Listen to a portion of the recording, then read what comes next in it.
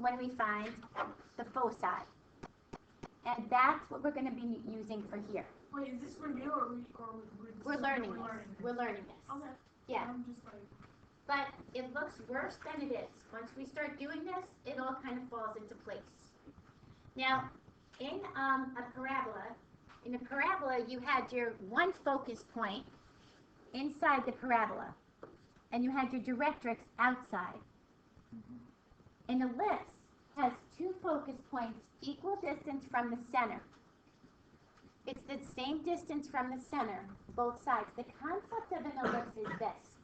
If I took this distance to the side and then that distance, this distance to the side and that distance, this distance and that distance, my distances added together would always be a constant.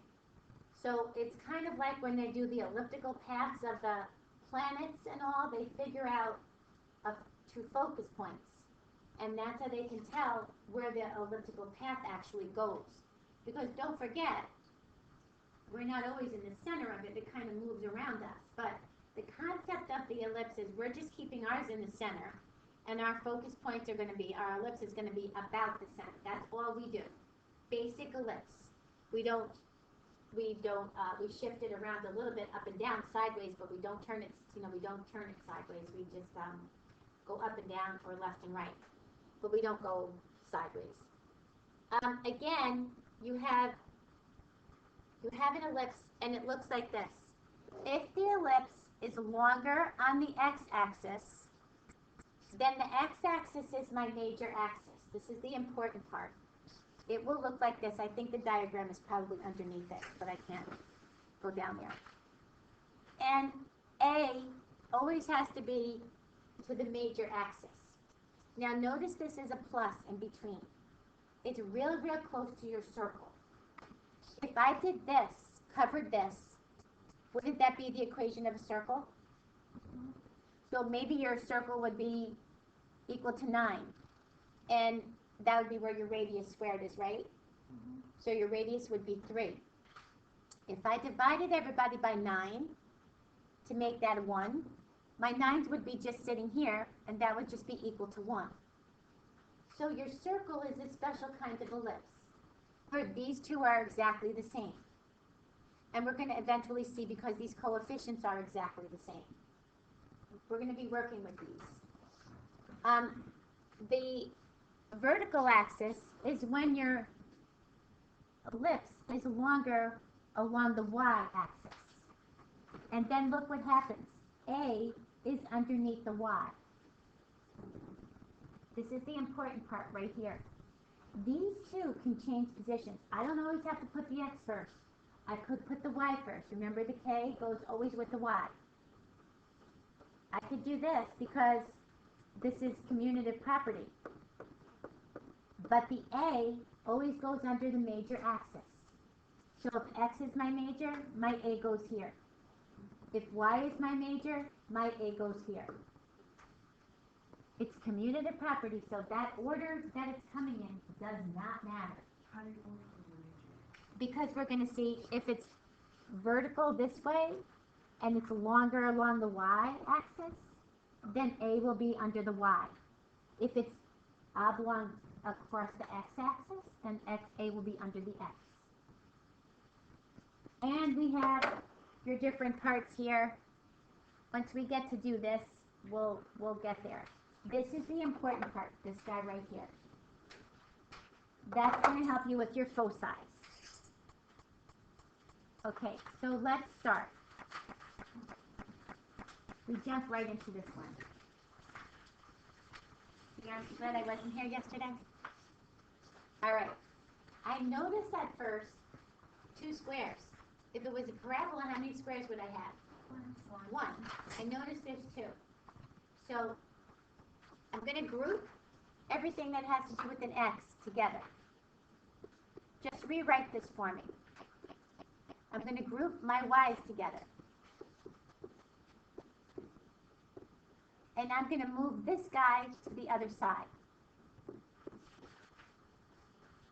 Group your x's, group your y's. Next step, well, we're going to have to complete the square. We got to kind of get that x minus thing and that y minus thing going on, right? So let's rewrite this.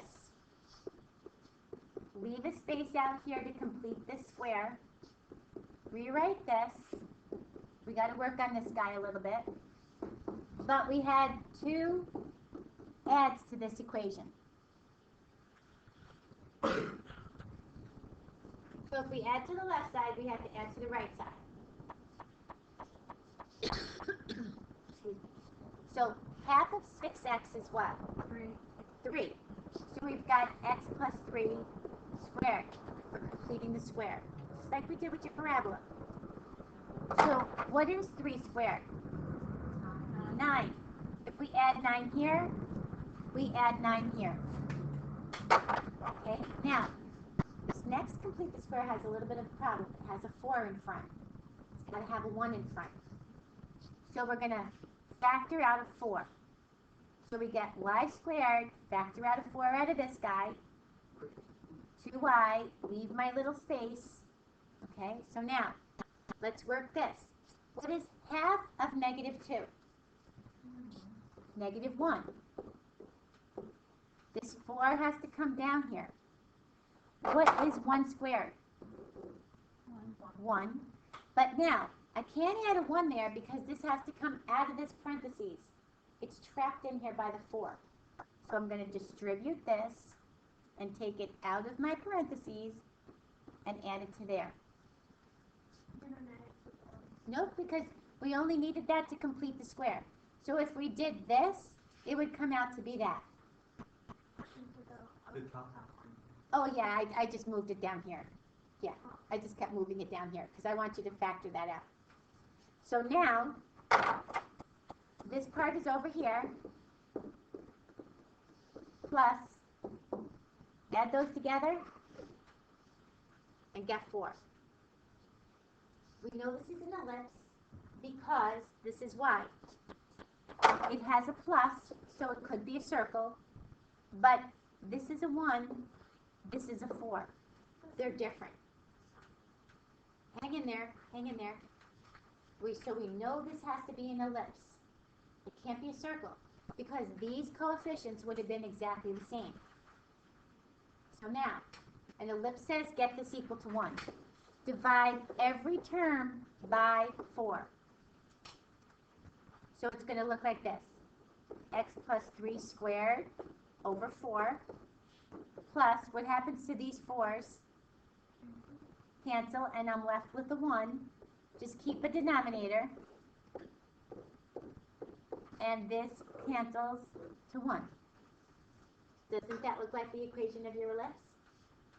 Now, look at the denominator. Which is larger, 4 or 1? 4.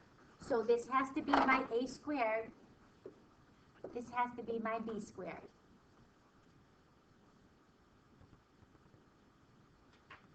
Hang in there. So remember, this is squared. So if a squared is 4, what's a? Yeah. A squared equals 4. 2. Square root it. If b squared is equal to 1, what's b? 1. Now we need to find a c. So we have a little formula. C squared equals a squared minus, minus b squared. So take whatever a squared is, 4, minus whatever b squared is, 1. This is your c squared.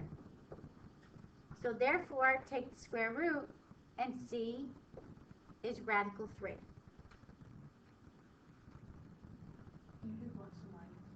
No, because it actually is the distance. The distance from the center to the foci, the distance from the center to the vertex. So now we're going to build your graph. Okay, how come you subtract your Because your formula for foci is c squared equals a squared minus b squared. So now, find me the vertex, the same way you do for a circle. Take them out the opposite way.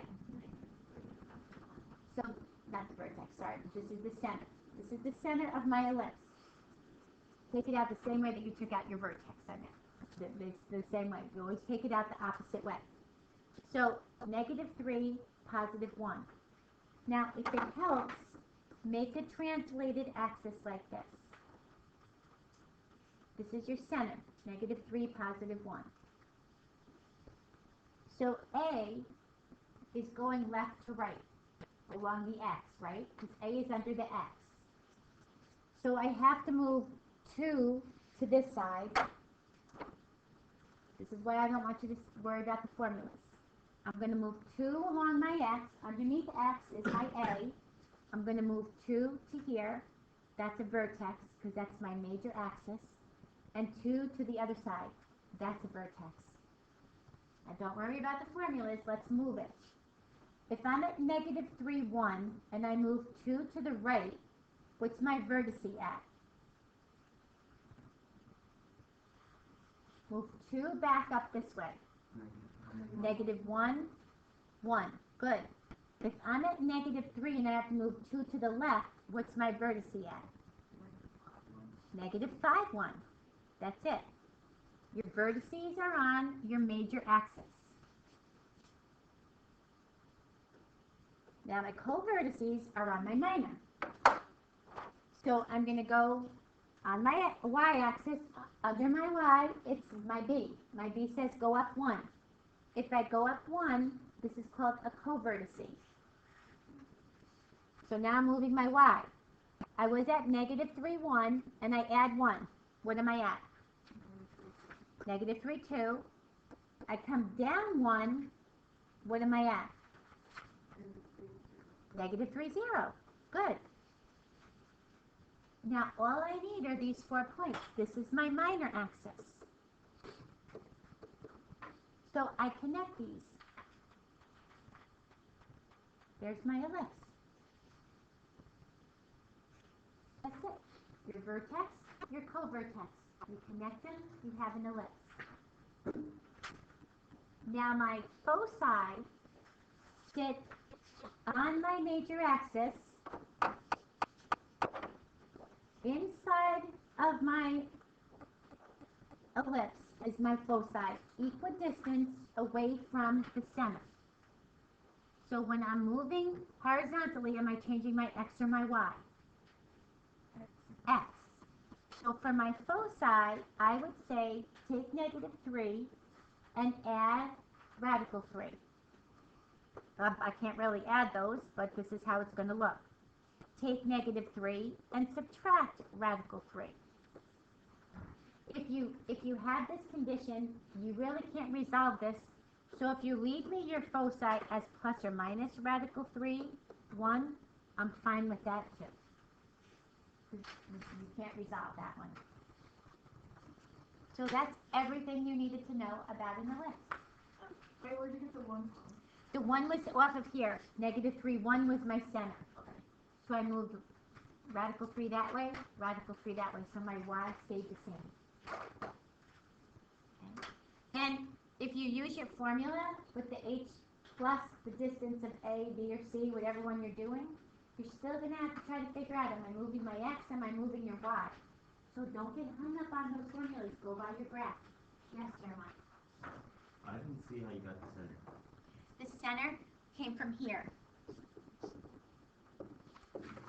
Same way we took out your vertex of your parabola, we took them out the opposite way, right? Or a circle. So the opposite, -3, 1.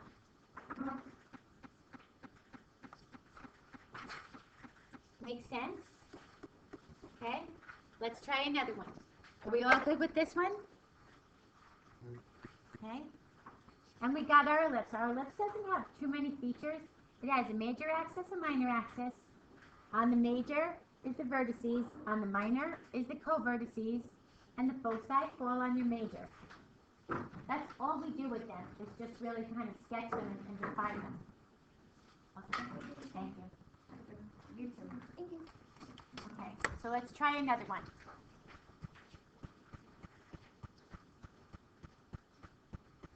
Okay, we're going to start again with group your x's together. So 4x squared minus 8x plus y squared plus 4y, and move the 8 to the other side. Add 8 to both sides. Good so far? Just group them together. And you notice, with your ellipse, you got 2 squares. We got to complete both of the squares. We can tell that this is going to be an ellipse right now because this, my x squared plus my y squared, the coefficients are different. They can't be a circle. If the coefficients were the same, they could be a circle.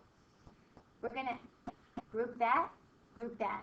What do I have to factor out of this guy? 4. So what's 4 just out of this piece with the x's? So if I factor out a 4, I get negative 2x. I'm going to complete that square. This guy, I don't have to factor anything out, so I'm just going to make a little space to complete the square. So you have 2 things to add.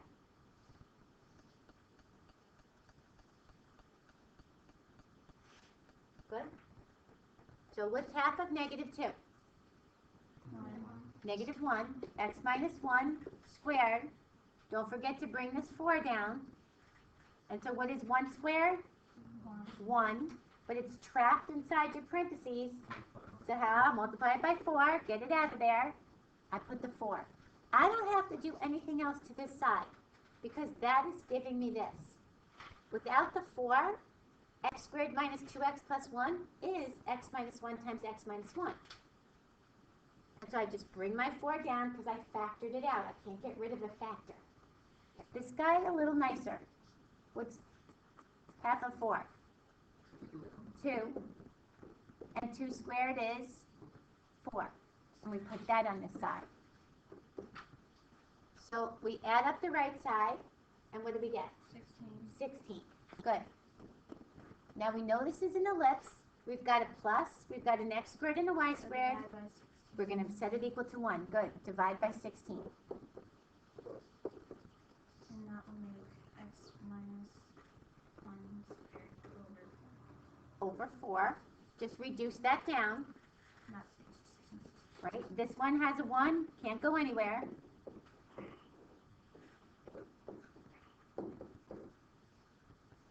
Good so far? Which number's larger, 4 or 16? 16. So 16 gets the a squared.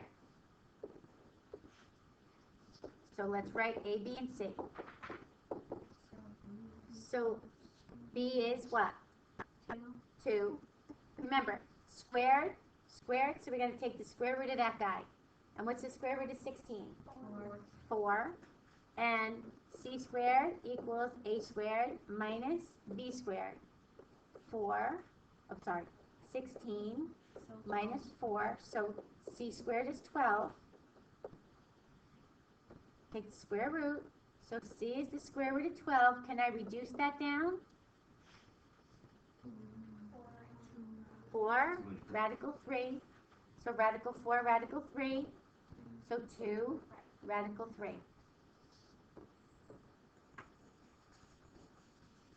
You don't have to rationalize, but you do have to reduce down your radicals and your fractions. So according to this, what's my major axis? The y. Well, the one that has the larger number on the bottom. So that means my ellipse is going to look this way, oblong, like around my y-axis area. So what's my center? Take it out the opposite way. 1, negative 2, good. So I'm going to start with 1, negative 2. I'm going to drop, it's kind of off, isn't it? I'm going to drop an axis here. That's my center. A now is on my y-axis. Underneath my y is where my a comes from. So along my y, I'm moving up and down 4. So when you move vertically, do you change your x or your y? Your y. So if I move 4, keep track of where this goes. I come up 2 and up another 2. So I'm at 1, 2. Agree? Drop down 4.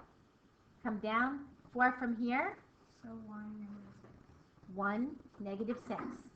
So my two vertices, if you will, 1, 2, and 1, -6. This is my major axis. My minor axis is going to move 2 across the x. So because I'm here at 1 and I have to move 2, I'm slightly here. So my co-vertice is at -1, -2. And if I move 2 the other way, where am I? 3 -2. Good. 3, -2. So my co-vertice is at -1, -2. And my other vertice is at 3, -2. Makes sense, right? We didn't have to use the formulas. Because to use the formulas, you still got to think which way to go. Now, let's connect these guys. It should be a little bit more oblong than it is wider. But between 4 and 2 is not that big of a look. So we got a little bit more oblong. Now my foci should fall on my y-axis or my x-axis?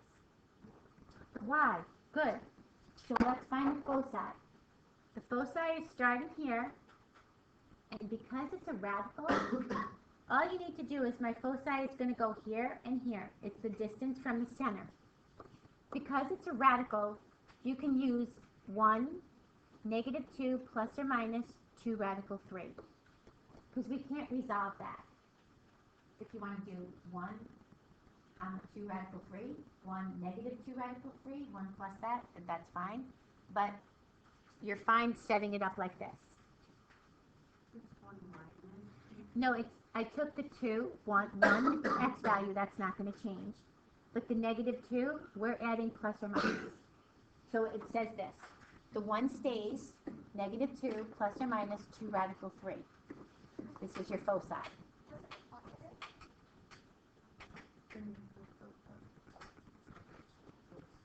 -2 down here. Your center was at 1, -2. So it's only going to change the y value, not the x value.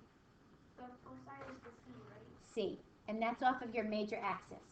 But the C was closer to Right. So if that's at 3, I would add 3 up here, subtract 3 down here. But because it says a radical, I could say 1, -2 plus 2 radical 3. 1, -2 minus 2 radical 3. I could write them separate. Because how am I going to subtract a radical? No, I'm talking about This 2? No.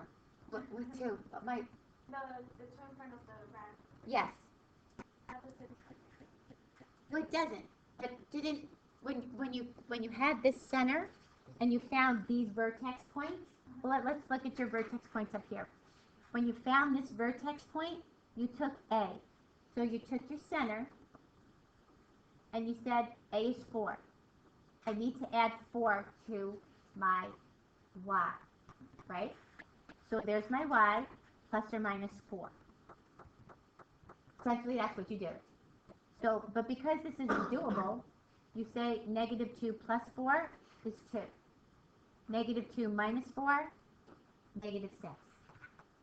But with a radical, we really can't add and subtract that radical. So we can leave it as -2 plus or minus 2 radical 3. Make sense? So this is all we can really tell you about an ellipse. Vertices on the major axis, co-vertices on the minor axis.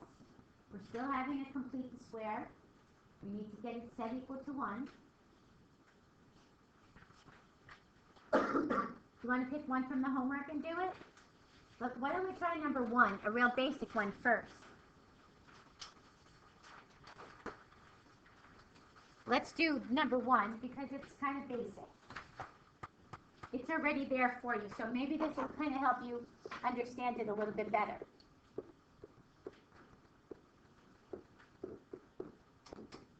So how do I identify this as an ellipse? The They're different variables at the bottom. Good. They're not the same. If it was a circle, they'd be the same. Both of my coefficients of x and y are 1. It's a plus in the middle, equal to 1. Which number is larger, 25 or 16? So this is going to become my major, A. This is going to become my minor. Best way to start. So I pull over here.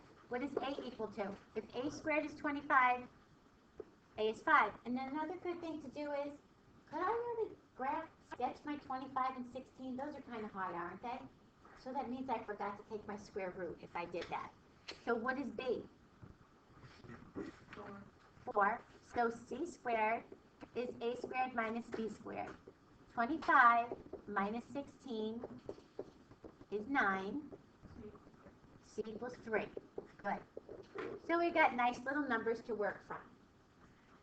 What's the center of this ellipse? Good.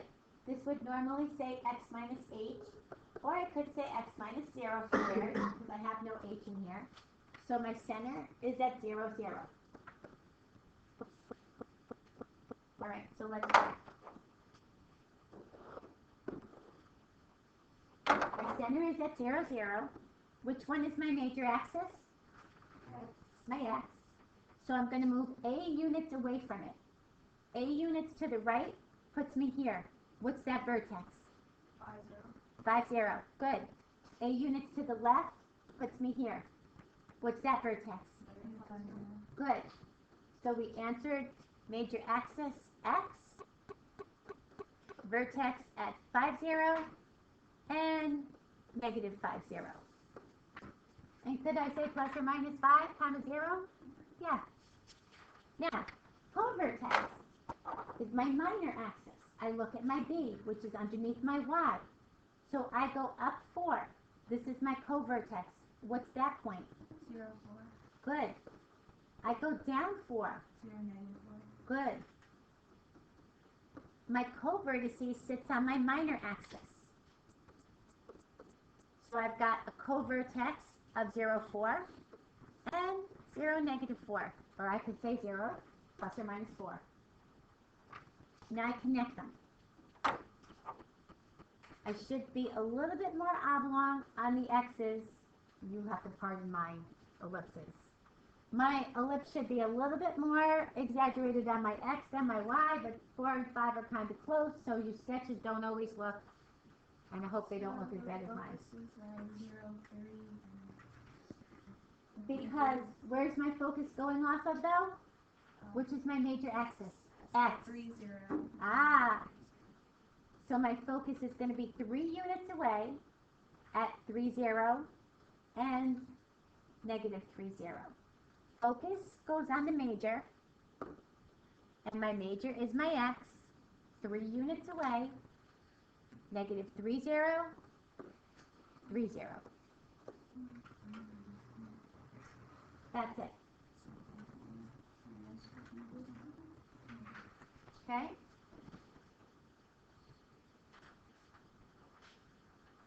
Wait, you said 7 and 9. Never mind. What's that? Never mind. 7 and 9, I switched them around. Okay. So what's going to happen between them? They're going to go the opposite way, right?